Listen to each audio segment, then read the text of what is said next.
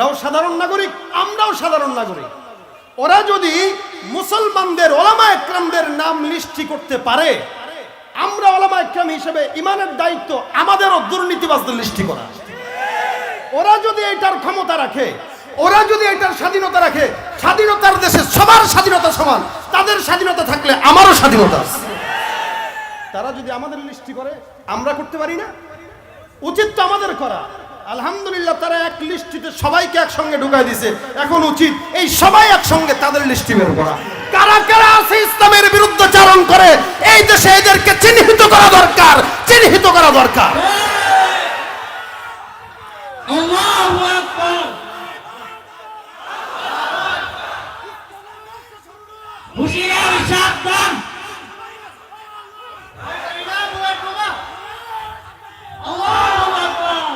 দেখেন, এদেশের সরকার মুসলমান, প্রত্যেকটা জনগণ, অধিকাংশ জনগণ এদেশের মুসলমান, অধিকাংশ জনগণ। কিন্তু কোনোদিন কি দেখেছেন মুসলমানদের কারণে এদেশে কোনো বিধর্মী হিন্দু অথবা খ্রিস্টান, ইহুদি, নাসারা ভাইদের উপর আক্রমণ করতে দেখেছেন? তেলের যে বলে আমরা সহিংসতা ছড়াই, কাকে বলে সহিংসতা? বলেন, কাকে বলে সহিংসতা? কি সহিংসতা মানেটা কি? এটা আমাদের একটু জানা দরকার। তো কোনোদিন এই মাহফিল থেকে আসার পরে আপনারা এখান থেকে যে লাঠি সোটা নিয়ে কোনো হিন্দু ভাইদের বাড়ি ভাঙছেন? ভাঙছেন?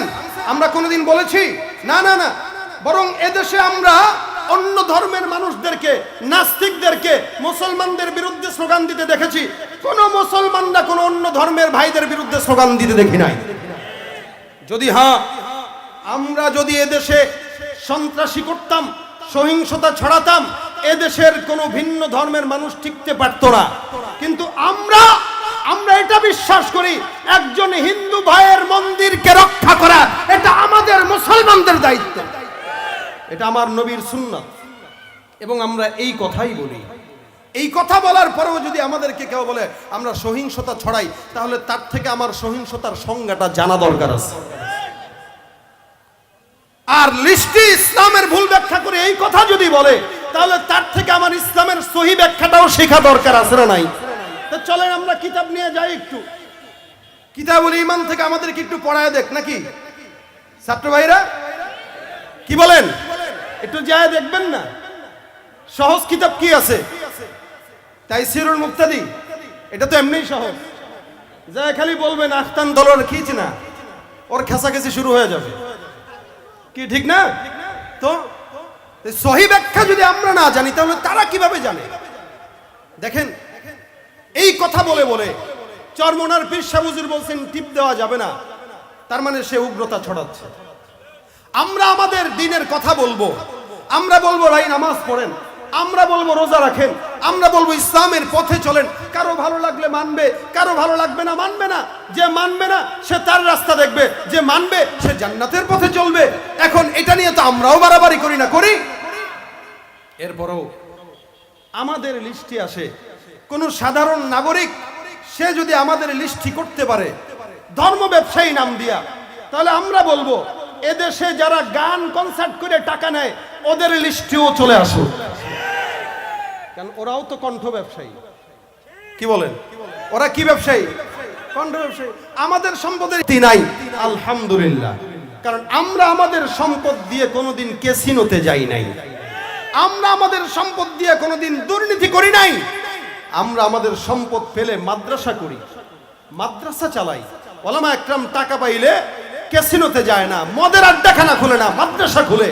আর ওরা টাকা পাইলে মদের আড্ডাখানায় যায়। তো নেন আমাদের সম্পদের হিসাব নেন। আপনারা যদি বলেন যে আপনারা আলোচকরা সরকারকে ট্যাক্স দিবেন, আমরা দিতে তো তৈরি, কোনো সমস্যা নেই, আরো ভালো। তা আমরা 1 নম্বর নাগরিক হয়ে গেলাম। আপনারা নেন, কমিটির থেকেও ট্যাক্স নেন, আমাদের থেকেও নেন, তাও নেন আলহামদুলিল্লাহ। আমাদের থেকে নিতে হইলে যারা গানের কনসার্ট করে, যারা কৌতুক অভিনয় করে টাকা নেয়, ওদের থেকেও নেওয়া লাগবে, ওদের নামও লিস্টে আসা লাগবে। খালি আমাদের দিকে চোখ কেন? মূলত আসল কথা এটা না। আসল কথা হইল কিভাবে ইসলামকে গলা টিপে হত্যা করা যায়, এটার চক্রান্ত গভীরভাবে চলতেছে। এই জন্য এটাকে বাড়তে দেওয়া যাবে না। শুধুমাত্র আমরাই বলবো এটা আমাদের দায়িত্ব না, আপনাদেরও দায়িত্ব। এই জন্য আল্লাহ পাক এদের ব্যাপারেই বলেছেন, এরা বলবে আমরা তো ঈমানদার, ওয়াইদা কিলা লাহুম আমিনু তারা বলবে, এদেরকে যখন বলা হয় ঈমান আনো, তখন তারা এমনি এমনি বলবে, দূর, নামাজ কালাম পড়বো, আমরা কি মোল্লাদের মতো হয়েছি? নামাজ দায়িত্ব হচ্ছে মোল্লাদের। কিন্তু এদেরকে, এরা যতই নিজেদেরকে মুমিন বলুক, আল্লাহ পাক রব্বুল আলামিন বলেন এরা প্রকৃত মুমিন কখনোই নয়, বরং আমি আল্লাহ এদের সঙ্গে ঠাট্টা করি। আর এদেরকে মুসলমানদের বিরুদ্ধে এমন ভাবে লাগাই দিছে আল্লাহ যে ওরা করতে করতে পেরেশান হয়, মাগার কাজ সফল হয় না। দেখেন, ইমানের এক নম্বর স্তর, ইমান তিন জিনিসের সমন্বয়কে বলে। এক নম্বর তাসদীক বিল জিনান, অন্তর দিয়ে বিশ্বাস করবেন আল্লাহ একজন, কলবের ভিতরে থাকবে লা ইলাহা, অর্থাৎ আর দিলের ভিতরে আর কেউ নাই। দুই নম্বর থাকবে ইকরার বিল লিসান, এক নম্বর হইল অন্তর দিয়ে বিশ্বাস, দুই নম্বর হলো জবান দিয়ে স্বীকার করবেন যে একজন আল্লাহ আছে। কারণ অন্তর দিয়ে বিশ্বাস করলেন, অন্তর দিয়ে বিশ্বাস করার পর জবান দিয়ে যদি স্বীকারোক্তি না হয়, ওইটাকে মুমিন বলা চলে না। যেমন নাকি আবু তালেবের কথা বললাম, এরে বারবার বলা হয়েছিল তুমি ঈমান আনো, কালেমা পাঠ করো।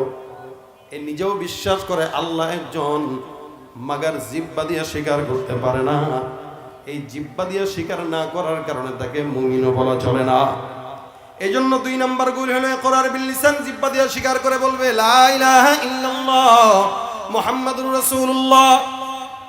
আল্লাহ পাক রব্বুল আলামিন এই স্বীকারোক্তি যখন দিয়া দিবে আল্লাহ তুমি ছাড়া কেউ নাই, মুহাম্মাদুর রাসূলুল্লাহ আল্লাহ পাক রব্বুল আলামিনের প্রেরিত রাসূল।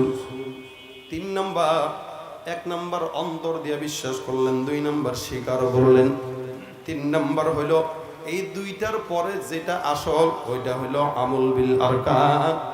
ইসলামের ব্যাপারে আল্লাহ পাক যতটুকু আদেশ নিষেধ দিয়েছেন এগুলো প্রত্যেকটা পুঙ্খানুপুঙ্খানুভাবে মানার নাম হলো ঈমান, ঠিক কিনা? এক নম্বর হইলো আমি আল্লাহ পাক রব্বুল আলামিনকে বিশ্বাস করি অন্তর থেকে, শুধু তাই নয় আমি জিহ্বা দিয়ে স্বীকার করি আল্লাহ একজন। তিন নম্বর, আল্লাহ পাক যে আদেশটা দিয়েছেন ওই আদেশটা মানা, এটা হলো ইমানদারের কাজ। আমি এত কিছু করার পরেও কেউ যদি আমাকে জঙ্গি বলে, জঙ্গি বলো, কোনো আপত্তি নাই, আমি আমার ইসলামের পথে অটল থাকবো, ঠিক কিনা? আমার গান সুর ছন্দ কাহারো লাগে যদি মন্দ, লেগেও যায় যদি দ্বন্দ্ব, তবু আমার গান আমার সুর কখনো হবে না বন্ধ, ঠিক কিনা? আল্লাহ বিনে কারো ভয় আমার দিলে নাহি হয়, জানি সে তো সত্যের জয় হবেই হবে নিশ্চয়, ঠিক কিনা? হকের জয় হবে না, হবে না। ভয় করব কাকে? জবান খুলে বলেন আল্লাহু আকবার, জোরে বলেন। এ মুসলমান, প্রত্যেকটা মুমিনের এটা হলো এক নম্বর গুণ, অন্তর দিয়ে বিশ্বাস করবে। দুই নম্বর হলো আল্লাহর নাম স্বীকার করবে। তিন নম্বর আমল করবে। এই তিনটা জিনিস না থাকলে তাকে মুমিন বলা যাবে না। আল্লাহ পাক রব্বুল আলামিন বলেন এই কারণে বান্দা তোমরা ঈমান আনো, আল্লাযীনা ইউমিনুনা বিল গায়ব। মূলত অদৃশ্যের প্রতি বিশ্বাসের নাম ঈমান। বান্দা আল্লাহকে না দেখেও বিশ্বাস করে আল্লাহ একজন আছে। বান্দা আল্লাহ রসুলকে না দেখেও বিশ্বাস করে পয়গম্বর একজন মুহাম্মদুর রাসূলুল্লাহ ছিলেন।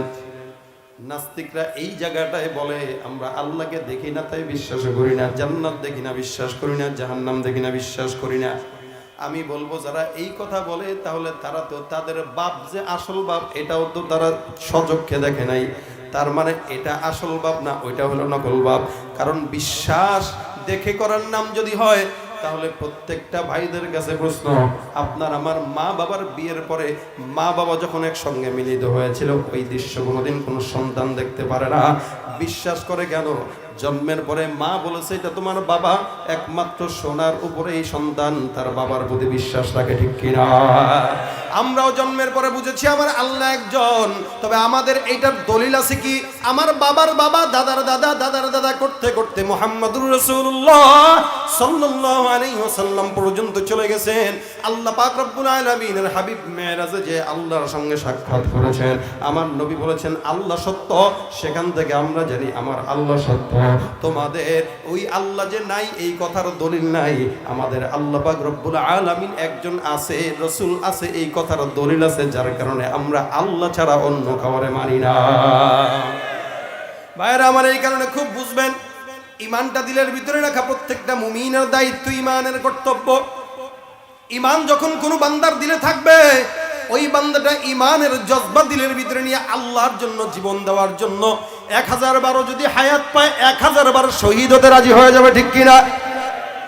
হে মুসলমান, আব্দুল্লাহ ইবনে হুযাফা রাদিয়াল্লাহু তাআলা আনহু এমন একজন সাহাবী, এই সাহাবীটা আল্লাহ পাক রব্বুল আলামিনের পয়গম্বরের একজন সাহাবী। পারস্যের সম্রাট কায়সার, এই কায়সারের মাথার ভিতরে বড়ই প্রশ্ন, খালি বারবার শুনে মুহাম্মদুর রাসূলুল্লাহর যারা খাদেম আছে, এই সাহাবা একরামরা রাসূলের জন্য জীবন দিতে কোনোদিন কুণ্ঠাবোধ করে না। এর মাথার ভিতরে প্রশ্ন, শুধুমাত্র মুহাম্মদের জন্য জীবন দিয়া দেয়, অথচ মুহাম্মদ ইতিম, মুহাম্মদ গরিব, মুহাম্মদের ক্ষমতা নাই, মুহাম্মদের পাওয়ানা নাই, একটা মুহাম্মদের জন্য এমন ভাবে জীবন দেয়, এটা আমার কাছে বড়ই অবাক লাগে, বড়ই আশ্চর্য লাগে। পারস্যের সম্রাট কায়সার তখন তার দলের নেতাদের কাছে অর্ডার করে দিলেন, যুদ্ধের ভিতরে কোনো মুসলমান সাহাবী যদি বন্দী হয়, এদেরকে আমার সামনে নিয়ে আসবা, তাকে আমার একটু দেখার বড়ই শখ, যে কি পাইল মুহাম্মদের ভিতরে, আল্লাহর রাসূলের জন্য 1000 বার জীবন দিতেও তারা যেন তৈয়ার হয়ে যায়, এমন কি পাইল সেই জিনিসটা আমার একটু জানা দরকার আছে।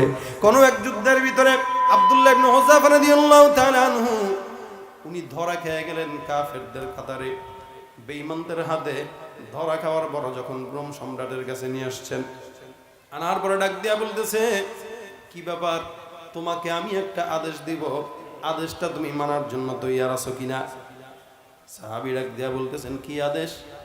বাদশা ডাক দিয়া বলতেছে, তুমি খ্রিস্টান হয়ে যাবা, খ্রিস্টান হয়ে যাবা তুমি, এটাই হলো আমার তরফ থেকে আদেশ। সাহাবী ডাক দিয়া বলতেছেন, কি বলেন এটা?